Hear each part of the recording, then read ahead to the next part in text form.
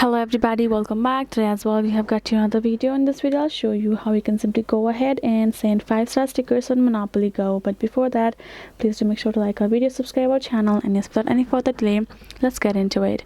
So for that, the very first thing for you to do simply start playing here in Monopoly Go and simply collecting the cards, aka the stickers for you. Once you have done so, you're gonna find this kind of album option right over here, and the other thing that you have to make sure is you have to collect 15 over there on your net worth option, and then once you have done so, you will be able to access this album option.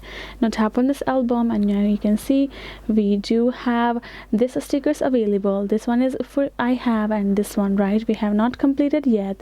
And if you would like to share this sticker with anyone, you're gonna go to your friends section, and first you're gonna go to this add friends option, tap on invite, and invite them people right over here for you.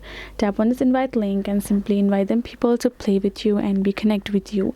And once you have connected with a desired friend you would like to share, you're gonna go back to your album and tap on that sticker of yours, and if you would like to share it, you're going to tap on it.